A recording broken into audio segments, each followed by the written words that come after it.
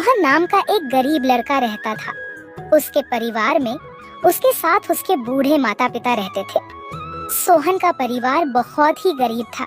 उनके पास ना तो कोई जमीन थी, नहीं खाने के लिए कोई साधन था। सोहन दिन भर मजदूरी करता और उससे जो कुछ भी कमा पाता उसी से अपने पूरे परिवार का पेट भर लेता। यह देखकर सोहन के माता पिता बहुत दुखी होते। हमारे पास ना अपना घर है और ना ही अपनी कोई जमीन। हमारा बेटा दिन भर दूसरों के खेतों में मजदूरी करता है और उसके बदले भी उसे बहुत कम पैसे मिलते हैं। हम दोनों अपने बेटे पर बोझ बन रहे। परेशान मत हो रीमा, हमारा बेटा बहुत मेहनती है। भगवान सब देख रहा है। सोहन ने कभी किसी के साथ गलत नहीं किया। वह ईमानदारी से मेहनत करता है। उसने बचपन से बहुत परेशानियां देखी हैं, पर उसने कभी हार नहीं मानी। एक दिन हमारा बेटा भी बहुत धन कमाएगा और उसकी सारी परेशानियां दूर हो जाएंगी। सोहन हमेशा सोचता था कि आज भले ही उसकी किस्मत उसका साथ ना दे रही हो, पर उसे यकीन था कि अगर वह मेहनत करता रहेगा तो एक दिन उसका भाग्य भी बदलेगा और उसकी सारी परेशानियां खत्म हो जाएंगी। एक दिन सोहन लालाराम जमींदार के खेत पर काम कर रहा था। लालाराम पास के एक पेड़ के नीचे बैठा था। सोहन अपने काम में लगा हुआ था। तभी उसने देखा कि लालाराम बहुत ही उदास है और गहरी चिंता में डूबा हुआ है। लालाराम को उदास देख मोहन तुरंत लालाराम के पास गया और बोला, क्या हुआ मालिक, आप बहुत उदास लग रहे हैं। मुझे ऐसा लग रहा है जैसे आप किसी गहरी चिंता में हैं। कुछ हुआ है? मुझे बताइए, क्या पता मैं आपकी कोई सहायता कर सकूं। सोहन की बात सुनकर लालाराम को गुस्सा आ गया और वह सोहन से गुस्से में बोला, अरे तू मेरी क्या सहायता करेगा? तू खुद अपनी सहायता कर सकता है क्या? अगर तू किसी की सहायता करने के काबिल होता तो क्या तुझे 2 वक्त के खाने के लिए आज मेरी जमीन पर काम करने की जरूरत पड़ती? चल यहाँ से जा, अपना काम कर और मुझे परेशान मत कर। सेठ जी, ऐसा नहीं है। यह सब वक्त वक्त की बात है। सब किस्मत का खेल है और इंसान को अपनी मेहनत पर विश्वास रखना चाहिए। आज भले ही किस्मत मेरे पक्ष में ना हो, लेकिन अगर मैं ईमानदारी और लगन से मेहनत करता रहूंगा तो किस्मत भी एक दिन मेरी तरफ झुक जाएगी। मेहनत और धैर्य से तकदीर के दरवाजे खुलने में देर हो सकती है, लेकिन मेहनत कभी बेकार नहीं जाती। मोहन की बात सुनकर लालाराम बहुत प्रसन्न हुआ। अरे सोहन, तेरे विचार तो बहुत अच्छे हैं। तेरी बातें सुनकर मन को एक सुकून सा मिला है।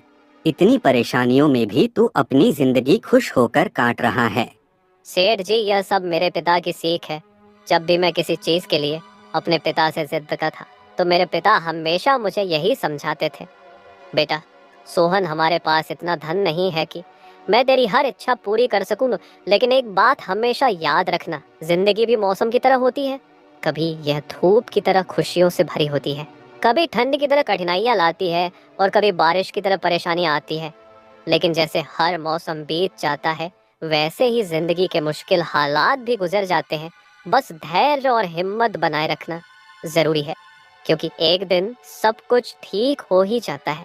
अरे वाह, लगता है तेरे पिता बहुत ही नेक इंसान है। किसी दिन मैं भी उनसे जरूर मिलूंगा। मालिक, क्या हुआ है? आप एक बार मुझे साफ साफ बताइए। क्या पता आपकी परेशानी का कोई हल मिल ही जाए। अरे सोहन, मैं एक बहुत बड़ी परेशानी में फंस गया हूँ। मुझे अपनी परेशानी का कोई भी हल नजर नहीं आ रहा है। सेठ जी, एक बार मुझे बताइए तो क्या पता आपकी परेशानी का कोई हल निकल ही जाए। सोहन, हमारे गांव में मेरे पिता की एक पुश्तैनी जमीन थी जो काफी पीढ़ियों से हमारे पास थी। उस पर मेरा और मेरे भाई का हक है, पर हमारे गांव के ही 2 बाप बेटों ने उस पर कब्जा कर लिया है। मैं पुलिस थाने में केस दर्ज कराने की सोच रहा था, लेकिन गांव के बहुत बड़े बड़े लोग उनके साथ हैं। मैं कितनी भी कोशिश कर लूं, लेकिन मैं उन लोगों का कुछ नहीं बिगड़ पाऊंगा। अब तो उन लोगों ने उस जमीन पर खेती भी शुरू कर दी। मेरे पिता की पुश्तैनी जमीन मेरे हाथों से छीनी जा रही है, इसलिए मैं बहुत परेशान हूँ। मुझे समझ नहीं आ रहा मैं अब क्या करूँ। आप सही कह रहे हैं सेठ जी। अगर आप कानून का सहारा लेकर भी अपनी जमीन को वापस लेने की कोशिश करेंगे तो भी आप उनका कुछ नहीं कर पाएंगे। हाँ सोहन, अब तू ही बता, मैं अब क्या करूँ? मैं तो सोच सोच कर परेशान हो गया हूँ। मेरी पुश्तैनी जमीन छीनी जा रही है और मैं कुछ भी नहीं कर पा रहा। सोहन ने कुछ देर सोचा और कहा, मालिक, आप चिंता मत कीजिए। हर परेशानी का कोई ना कोई हल जरूर होता है। अगर आप चाहे तो एक तरीका है जिससे आप अपनी जमीन वापस पा सकते हैं। अगर ऐसा कोई तरीका है तो जल्दी बताओ सोहन, वह क्या तरीका है? सोहन ने लाला राम को अपनी सारी तरकीब पूरी तरह समझा दी। तरकीब सुनकर लाला राम मोहन से कहता है, अरे वाह सोहन, तू तो बहुत समझदार है। तूने तो बहुत अच्छी तरकीब बताई है। ऐसे तो मेरी जमीन मुझे जरूर मिल जाएगी। मैं तुझसे वादा करता हूँ, अगर तेरी यह योजना सफल हुई तो मैं अपनी जमीन का एक हिस्सा तेरे नाम कर दूंगा। अरे मालिक, आप ऐसा क्यों कह रहे हैं? आप मेरे मालिक हैं। आपकी वजह से मुझे अपने घर के लिए 2 वक्त का खाना मिल जाता है। आपकी मदद करना तो मेरा फर्ज है। मुझे आपकी जमीन नहीं चाहिए, ठीक है? सोहन, तुम बहुत नेक इंसान हो। कल से तुम इस काम पर लग जाओ। सोहन फिर से खेत में अपने काम पर लग जाता है। अगले दिन सोहन जगत और विनोद नाम के उन बाप बेटों के पास पहुंच जाता है जिन्होंने लाला राम की जमीन पर कब्जा कर रखा था। नमस्कार सेठ जी, मैं यहाँ से गुजर रहा था तो पास के लोगों ने बताया कि आपके यहाँ काम के लिए मजदूर की जरूरत है। क्या आपके यहाँ मुझे भी कोई काम मिल सकता है? अरे अरे, कौन हो तुम? तुमसे किसने कह दिया कि यहाँ मजदूर की जरूरत है? यहाँ किसी मजदूर की जरूरत नहीं है। सेठ जी, मैं एक मजदूर हूँ। पास ही के गांव में रहता हूँ, काम की तलाश में इधर उधर भटक रहा हूँ। हर दिन कहीं ना कहीं हर दिन कहीं ना कहीं काम मिल जाता है। बस उसी काम को करके अपना पेट पालता। कभी खेती कर लेता हूँ तो कभी कोई मजदूरी। यह तो ठीक है, पर हमारे यहाँ फिलहाल कोई काम नहीं है। सेठ जी, मैंने तो सुना है कि आप लोग इस गांव के सबसे बड़े जमींदार हैं। आपके पास बहुत सारी जमीन है, इसलिए आपके यहाँ हमेशा मजदूरों की जरूरत रहती है। इसलिए मुझे लगा कि यहाँ मुझे कोई ना कोई काम जरूर मिल जाएगा। अरे भाई, मैंने कहा ना, यहाँ किसी भी मजदूर की जरूरत नहीं है। इसका मतलब लाला राम सेठ आपके बारे में सही कह रहे थे? लाला राम ने हमारे बारे में क्या कहा? अरे कुछ नहीं सेठ जी, चलिए तो मैं चलता हूँ। सेठ जी, आपके यहाँ तो कोई काम नहीं है, मैं अपने लिए कहीं और कोई काम देख लेता हूँ। सोहन वहाँ से जाने लगता है। तभी जगत विनोद ने सोहन को रोककर यह पता लगाने के लिए बोलता है कि लाला राम ने सोहन को उन लोगों के बारे में क्या बताया है। अरे भाई, इधर आओ, शायद तुम्हारे लिए हमारे पास एक काम है। सोहन तुरंत उनके पास चला गया और बोला, धन्यवाद सेठ जी, बताइए क्या काम है? आप जो भी काम बोलेंगे मैं हर काम करने के लिए तैयार हूँ। आखिर बूढ़े माँ बाप का पेट पालना है। अरे सब्र रखो, काम तो हम तुम्हें बता ही देंगे। पहले यह बताओ कि लाला राम हमारे बारे में क्या कह रहा था। सेठ जी, मैं पहले लाला राम सेठ के यहाँ काम करता था, पर वह बहुत ही कंजूस और बदतमीज आदमी है। मैं उनकी यहाँ दिन रात मेहनत करता, पर इतनी मेहनत करने के बाद भी वह मेरी सही मजदूरी नहीं देता था। इस बात पर कल मेरी उससे बहस हो गई थी। फिर क्या हुआ? लाला राम ने हमारे बारे में क्या कहा? जब मेरी सेठ लाला राम से बहस हो रही थी तब उसने ने मुझे कहा कि पूरे गांव में उनसे ज्यादा मजदूरी कोई नहीं देता। तो मैंने गुस्से में कह दिया कि गांव के सबसे बड़े जमींदार जगत सेठ और विनोद सेठ सबसे अच्छी मजदूरी देते हैं, इसलिए उनके यहाँ हमेशा काम करने वालों की भीड़ रहती है। हाँ भाई, बिल्कुल सही कहा था। आखिर हम गांव के सबसे बड़े जमींदार हैं। हमारा फर्ज है कि जो भी मजदूर हमारे यहाँ काम करता है उसे उसकी मेहनत के हिसाब से सही मजदूरी मिले। वाह सेठ जी, आपने बहुत अच्छी बात कही। लाला राम सेठ कभी भी आपकी बराबरी नहीं कर सकता। वह तो शायद आपके जितना भी नहीं सोच सकता। जगत और विनोद सोहन की चापलूसी भरी बातों में आ जाते हैं और उसे अपने यहाँ काम पर रख लेते हैं। चलो अब काम की बात करते हैं। तुम एक अच्छे इंसान लगते हो। हमें अपने खेत पर काम करने के लिए तुम्हारे जैसे ही एक मजदूर की जरूरत है। कल से ही काम पर आ जाना। कुछ दिन ऐसे ही बीत गए। एक दिन जगत अपने बेटे विनोद से बोला, विनोद बेटा, यह सोहन तो बहुत मेहनती है। यह अकेले ही 4 लोगों का काम कर देता है। अच्छा हुआ कि हमने इसे रोक लिया। हाँ पिताजी, आप सही कह रहे हो। सोहन बहुत मेहनती है। इसके जितना काम शायद ही कोई और करता होगा। ये पूरा दिन यहाँ काम पर अकेला लगा रहता है। सोहन की मेहनत ने जगत और विनोद का दिल जीत लिया। कुछ दिन और बीत गए। एक शाम जगत और विनोद अपने खेतों का दौरा कर रहे थे। जब वे अपने खेत पर पहुँचे तो देखा कि सोहन इतने देर तक भी काम कर रहा था। सोहन भाई, अब तो रात होने वाली है, तुम इतनी देर तक काम क्यों कर रहे हो? अब घर जाओ और आराम कर लो। सेठ जी, हमारी किस्मत में आराम कहाँ है? घर पर बूढ़े माँ बाप है। काम नहीं करूँगा तो उनके लिए 2 वक्त का खाना कहाँ से जुटा पाऊंगा? घर पर बैठकर आराम करने से अच्छा है कि मैं काम करूं। इस तरह मेरा मन भी लगा रहता है। तुम बहुत मेहनती हो सोहन, आज का काम यहीं छोड़ दो और घर जाकर आराम करो। नहीं सेठ जी, इसकी कोई जरूरत नहीं है। मैं काम करने में खुश हूँ। आप लोग जाइए, मैं ठीक हूँ। ठीक है सोहन, फिर हम जाते हैं। जब तुम्हारा मन करे काम खत्म करके अपने घर चले जाना, ठीक है। इसके बाद जगत और विनोद खेत को सोहन के भरोसे छोड़कर चले गए। अगली सुबह जब विनोद और जगत अपने खेत पर लौटे तो देखा कि वहाँ पुलिस खड़ी है। पुलिस को देखकर दोनों दौड़ते हुए आए और पूछा, क्या हुआ थानेदार साहब, आप यहाँ क्या कर रहे हैं? क्या यह जमीन तुम दोनों की है? हाँ थानेदार साहब, यह जमीन हमारी है, हमारे पास इसके कागजात भी हैं। फिर तो तुम दोनों को ले जाकर जेल में डालना ही पड़ेगा। यह क्या कह रहे हैं थानेदार साहब, हम कुछ समझे नहीं, आप क्या कहना चाह रहे हैं?